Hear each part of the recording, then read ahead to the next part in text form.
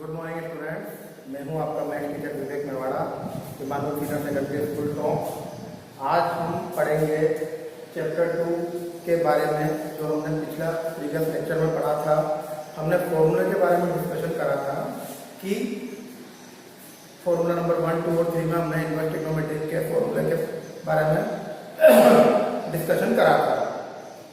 तो अब उन फॉर्मूले से जो जो क्वेश्चन बन सकते हैं, जो हमने कल फॉर्मूला नंबर 1, 2, 3 पढ़ा था, उन फॉर्मूलों से जो क्वेश्चन हमारे बन सकते हैं, उन फॉर्मूलों से बनने वाले क्वेश्चन को आज हम सॉल्व करेंगे। तो जैसा कि मैंने यहाँ पर लिख रखा है कि क्वेश्चन नंबर 1, जो कि मिसलेनियस का फर्स्ट क्वेश्चन है, cos इनवर्स cos 7/6। बेटा होता क्या है कि आपके फॉर्मूले एक जगह पर हैं और क्वेश्चन पूरे स्टेज में इधर उधर बिखरे हुए हैं। तो मैं क्या कर रहा हूँ, आपको मैंने फॉर्मूला नंबर 1, 2 और 3 पढ़ाया। तो अब उन 3 फॉर्मूलों से पूरे चैप्टर में जितने भी क्वेश्चन एक साथ बन सकते हैं, तो वो मैं सारे क्वेश्चन आज आपको डिस्कस कराऊंगा। हम बोर्ड पे डिस्कस करेंगे। आपको इन क्वेश्चंस को जो मैं पढ़ा रहा हूँ, आपको कॉपी में करना है। कॉपी में करने के बाद इसका मुझे पीडीएफ की फॉर्म में या इसका फोटो खींचकर आप जब कॉपी में करेंगे तो मुझे आपके क्वेरी ग्रुप में आप सेंड करोगे, और सेंड करने के बाद आप उस पर अपना नाम लिखोगे कि किस बच्चे का वर्क है। ये होगा क्या, अब आपका जो ये वर्क होगा, इस वर्क के अकॉर्डिंग आपको जो यहाँ से इंटरनल असेसमेंट के 20 मार्क्स जाएंगे, वो यहाँ पर आपको नंबर इस फॉर्म में, वर्क की फॉर्म में देखने के बाद मिलेंगे। अगर आप वर्क अच्छा करोगे, अच्छे से कॉपी मेंटेन करोगे और आप मुझे रेगुलर पीडीएफ सेंड करोगे, क्योंकि आज मैंने आपको लेक्चर भेजा है, तो मैं आपसे वर्क आज नहीं, मैं आपसे वर्क नेक्स्ट डे चेक करूँगा। तो आपको अपना वर्क पीडीएफ के फॉर्म में सेंड करना है, और इसी के बेस पर आपकी अटेंडेंस होएगी। जो आप मुझे वर्क भेजोगे, जिस बच्चे का वर्क कंप्लीट होगा उसी बच्चे की यहाँ पर अटेंडेंस लगेगी, वरना अटेंडेंस नहीं लगेगी, आप एब्सेंट कहलाओगे। तो इस बात को विशेष ध्यान दीजिएगा। तो आज हमने जो फॉर्मूला नंबर 1, 2 और 3 पढ़ा है, उसके अंदर बनने वाले सभी क्वेश्चन को आज हम डिस्कस करेंगे।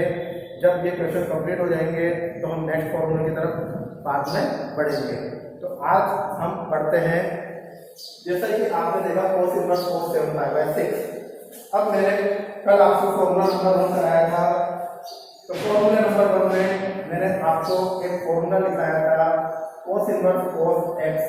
तो बच्चे की आदत है कि उसको फॉर्मूला पता है कि सर आपने तो पढ़ाया था कि cos इनवर्स और cos आ जाता है, तो x लिख देते हैं बराबर में। तो आप यहाँ पर cos इनवर्स cos 7/6, तो यहाँ पर x की वैल्यू 7/6 आ रही है, 7/6। अब ये आपका आंसर नहीं होगा, ये गलत है, क्योंकि 7/6 की वैल्यू होती है, पाई की वैल्यू मैंने 180 रखी और इसको 6 से काटा तो 30 टाइम्स काटा, और 7 को 30 से मल्टीप्लाई करा तो 210 डिग्री। तो कल मैंने आपको बताया था cos का रेसिप्रोकल sec और tan, सॉरी cot। अगर इन तीनों में कभी भी आपका एंगल आता है, तो मैंने आपको बताया था 0 से 180 के बीच में आपका एंगल का आना कंपल्सरी है। इस बात को आपको विशेष ध्यान देना है। जो मैंने आपको कंडीशन लिखी थी, साइन के रेसिप्रोकल में आपका आंसर आना था -90 से +90, cos के रेसिप्रोकल से में आपका आंसर आना था 0 से 180। तो आपका ये जो आंसर है ये गलत है। तो अब यहाँ पर देखिए, एक्यूरेट आंसर क्या होगा इसका, हमको 0 से 180 के बीच में आंसर लाना है। तो अब आपको करना क्या होगा, आपको इसको एंगल को तोड़ना पड़ेगा। तो देखिए मैं यहाँ पर क्या करूँगा, ये cos इनवर्स cos, मैं 7/6 को तोड़ूंगा, पाई प्लस पाई/6। तो ये यहाँ पर सबसे पहले आपने एंगल को स्प्लिट करा। क्या करा, सबसे पहले एंगल को स्प्लिट करा। तो देखिए पाई प्लस पाई/6 का जब आप एलसीएम लोगे तो 7/6 बन जाएगा। तो 7/6 बन चुका है। अब आप यहाँ पर देखिए, ये बन गया cos 180 plus theta, cos 180 plus theta, मतलब ये 90 डिग्री, ये 180 प्लस थीटा मतलब थर्ड क्वाड्रेंट। और थर्ड क्वाड्रेंट के अंदर हमने पढ़ा है कि cos हमेशा क्या होता है, नेगेटिव होता है। cos इनवर्स, तो cos 180 प्लस थीटा का फॉर्मूला आपको पता है, cos 180 plus theta is equal to minus का cos थीटा। क्लियर? तो यहाँ पर पाई को 180 से बताया तो थीटा को पाई बाय 6 से बताया, तो मैं यहाँ पर आंसर क्या लिख सकता हूँ, माइनस का cos थीटा। तो ये लगाया मैंने माइनस और ये cos और थीटा की वैल्यू है pi upon 6। Is that clear? ये बात यहाँ पर क्लियर हो गई आपको। अब मैंने आपको बताया था इनवर्स के बाद अगर ब्रैकेट में कभी भी नेगेटिव का साइन आता है, इनवर्स के बाद कभी भी ब्रैकेट में नेगेटिव का साइन आता है, तो मैंने कल आपको फॉर्मूला नंबर 3 कल बताया था। फॉर्मूला नंबर 3 था cos इनवर्स माइनस का x is equal to pi minus cos inverse x। कल हमने फॉर्मूला नंबर 3 में इसको पढ़ा था, cos इनवर्स के साथ माइनस x आता है तो हम इसको पाई माइनस cos इनवर्स x लिखते हैं। तो यहाँ पर जो लिखिए cos इनवर्स माइनस और ये पूरा x है, तो मैं यहाँ पर क्या करूँगा, इस पूरे को ये x माना है, तो देखिएगा आप cos इनवर्स, इसको जब आप लिखोगे तो आप लिखोगे पाई माइनस cos इनवर्स और x की वैल्यू है cos पाई बाय 6। x की वैल्यू हो गई cos पाई बाय 6, जो कि मैंने यहाँ पुट कर दिया। अब आप देखिए पाई की जगह पाई, माइनस की जगह माइनस, फॉर्मूला नंबर 1 से cos इनवर्स और cos कट चुके हैं, तो अब बचेगा क्या, पाई अपॉन 6। जब मैं यहाँ पर इसका एलसीएम लेता हूँ, पाई में से पाई बाय 6 को सब्ट्रैक्ट करूंगा तो पाई बाय 6 बचेगा। अब ये आपका आंसर सही है कि गलत है, इसको चेक करने के लिए आप क्या करोगे, पाई की वैल्यू पुट करोगे, पाई की वैल्यू 180 पुट करी, अपॉन में 6 से 180 कटा 3 टाइम और आपका 5 को 30 से मल्टीप्लाई करा तो कितना आ गया, 150 डिग्री। तो मैंने कल आपको बताया था कि cos और cos का इन्वर्स से इनों के आंसर किस में आने चाहिए, 0 से 180 डिग्री के बीच में। जैसा कि आपने देखा था 7 पाई बाय 6 इसकी वैल्यू आ रही थी 210 डिग्री, तो 210 डिग्री हमारे बिलोंग नहीं कर रहा था एंगल, तो हमने यहाँ पर क्या करा, एंगल को स्प्लिट करा और स्प्लिट करने के बाद हमने चेक करा कि हमारा आंसर आ रहा 5 पाई बाय 6 और 5 बाय 6 का मतलब होता है 150 डिग्री।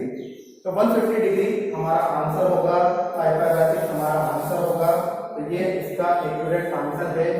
तो आप इस चीज का ध्यान दीजिएगा कि जो आपका एंगल है वो कहाँ पे बिलोंग करता है। तो मैंने आपको ट्रिग्नोमेट्री के 6 फंक्शन होते हैं, उन 6 फंक्शन के एंगल आपको बता दिए थे। -90 से +90 में साइन का इन्वर्स बिलोंग करता है और cos का इन्वर्स 0 से 180 में बिलोंग करता है। इसके अलावा आपको ध्यान देना है कि कभी भी इसको देखकर डायरेक्ट आंसर मत लिख दीजिएगा। सबसे पहले एंगल देखिएगा, चाहे वो फॉर्मूला नेगेटिव का हो, पॉजिटिव का, कहीं का भी हो, आपको उनको सोल्व करना है। तो होगा क्या, सारे क्वेश्चन इधर उधर बिखरे हुए हैं, तो अपन ने कल फॉर्मूला नंबर 1, 2, 3 के जो क्वेश्चन करे हैं आज सारे अपन एक साथ करेंगे। कुछ क्वेश्चन मैं कराऊंगा और कुछ क्वेश्चन मैं तुम्हें होमवर्क के लिए दूंगा, तो इस बात का ध्यान रखिएगा। नेक्स्ट क्वेश्चन मैं यहाँ पर लेता हूँ। नेक्स्ट क्वेश्चन है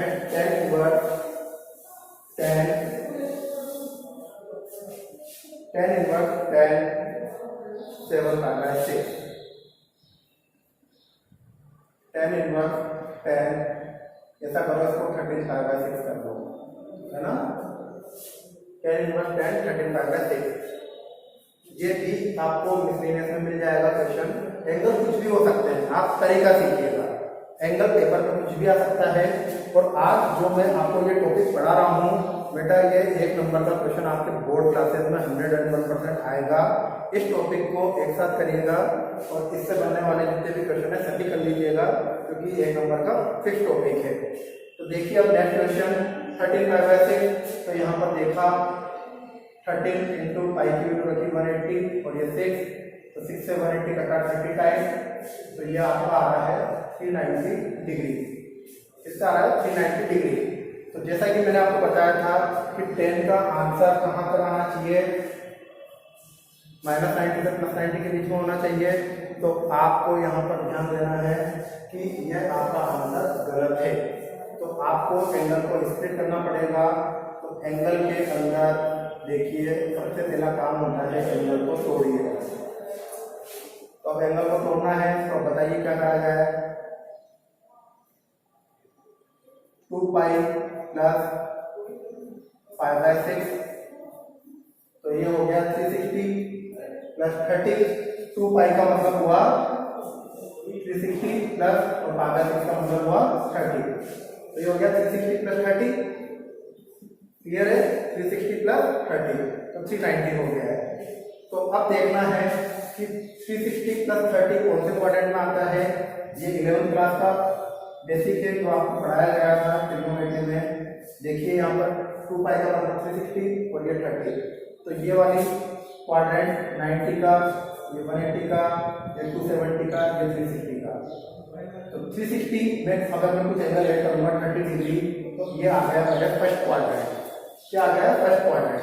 तो ये tan की value 2 pi by plus theta, ये फर्स्ट क्वाड्रेंट में बिलोंग करेंगे और फर्स्ट क्वाड्रेंट में बिलोंग कर रही है। तो यहाँ पर फर्स्ट क्वाड्रेंट में सभी वैल्यू पॉजिटिव होती है, तो यहाँ पर tan इनवर्स की जगह tan इनवर्स, तो tan 360 प्लस थीटा बराबर क्या बना आपका?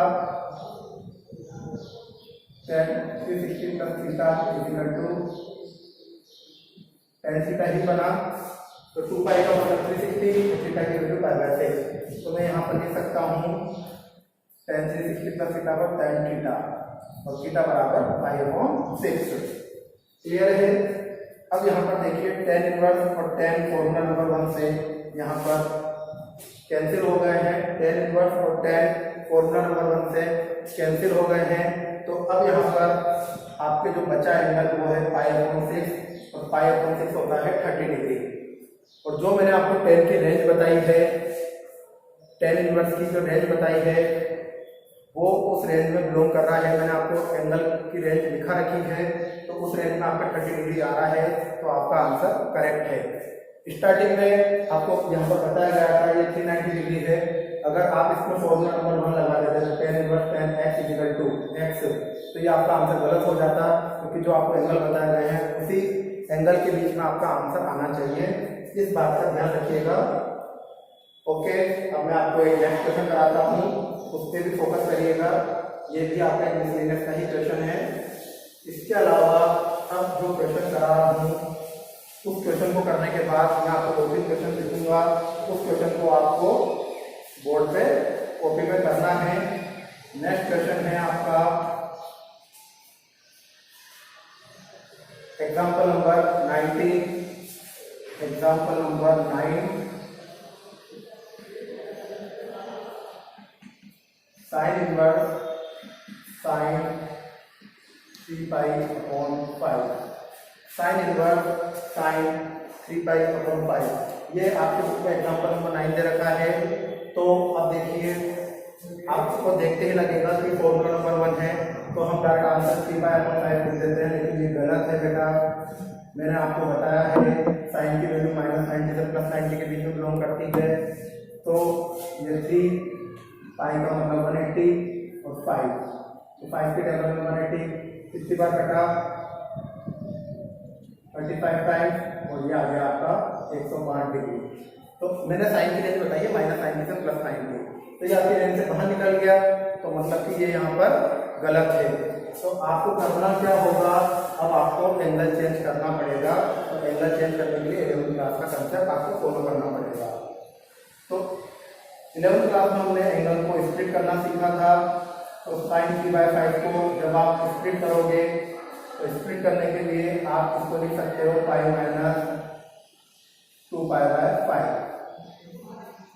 π - 2π/5, 180 - 75। क्लियर? 180 - 75। तो जब आप इसका एलसीएम लोगे 5/5 बचा। अब यहाँ पर फिर से देखिए क्वाड्रेंट, ये 90 डिग्री है, ये 180 डिग्री है, और 180 डिग्री से कुछ एंगल कम हो रहा है, तो हमारा क्वाड्रेंट सेकंड क्वाड्रेंट आ रहा है। और सेकंड क्वाड्रेंट के अंदर साइन हमेशा नेगेटिव सॉरी पॉजिटिव होता था। तो यहाँ पर हम as it is sine 180 - theta हमारा एक फॉर्मूला था